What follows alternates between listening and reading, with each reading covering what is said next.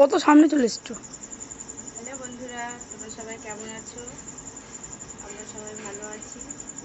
তো এখন রাত্রি 8টা, সাড়ে 8টা বাজতে চললো। আমরা এখন যাব একটা নিমন্ত্রণ বাড়িতে। নিমন্ত্রণ বাড়ি বলতে একটা বাড়িতে মানে কীর্তন হচ্ছে, সেখানে আমাদের নিমন্ত্রণ পড়ে গেছে। তোমরা সেখানে যাব, তার জন্য একটু রেডি হচ্ছি। মেয়েটা পড়তে গেছে, আমার মেয়েটা বাড়িতে নেই, ছেলেটা পড়ে আসলে ওকে নিয়ে যাব এখন। চলো দেখো আমরা কোথায় যাই, গিয়ে তোমাদের সাথে সবটাই শেয়ার করবো। ওরা কাট।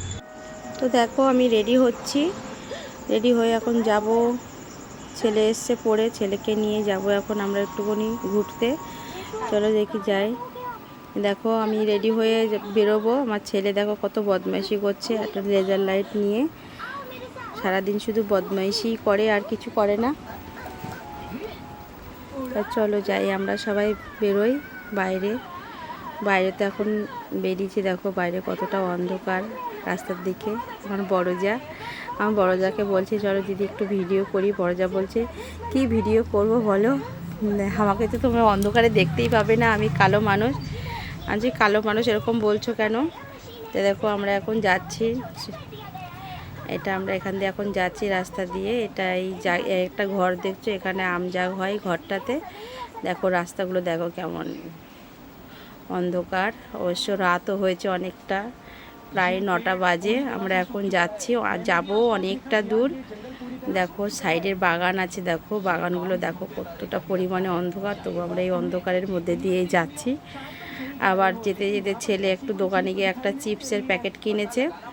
এখন বলছে মা আমি খাই, বারবার বলছে মা আমি খাই। আমি বললাম যে না এখন খাস না, দেখ এত রাস্তায় অন্ধকার, অন্ধকারের মধ্যে খেতে নেই খাবার। দেখো দূরে লাইট জ্বলছে, আর সামনেটা দেখো আমরা যাচ্ছি কতটা পরিমাণে অন্ধকার, লাইটের কারণে এসছে দেখো। তো এখান দিয়ে যাবো সোজা, সামনে আবার রেল লাইন আছে, রেল লাইন টপকে ওপারে যাব। ওপারে মানে রেল লাইনের ওপারেই ননদের ছেলে বিয়ে দিয়েছে, ভুল হয়ে গেল, জায়ের ছেলে। সেই বৌমার বাপের বাড়িতে যাব, বৌমা ওখানেই আছে বাপের বাড়িতে। আজকে একটা ছোট দেখে একটা অনুষ্ঠান আছে, মানে কীর্তন। বৌমার বাপের বাড়িতে আমরা চলে এলাম, আমরা যাচ্ছি। বৌমা ওখানেই ছিল, নাতিটাকে আবার নিলাম কোলে। দেখো সবাই মিলে যাচ্ছি, বৌমার মা সামনেই দাঁড়িয়ে আছে। ওখানে গিয়ে দেখি একটা ছোটোখাটো মতন অনুষ্ঠানের মতো আয়োজন করেছে, ওটা বৌমার দিদি। আমরা গেলাম, পরে সবাই আমাদের সাথে আবার কথা বলছে। এই দেখো এখানে কীর্তন হচ্ছে। যাই হোক, নতুন ঘরে গৃহপ্রবেশ, যেরকম কালকের দিনটা খুবই শুভ, এটা আমাদের বৌমা। আর এদিকে লুচি পুরি ভাজা হচ্ছে, যারা এসছে কীর্তন করতে বা অনেকে নিমন্ত্রিত হচ্ছে তাদের জন্য।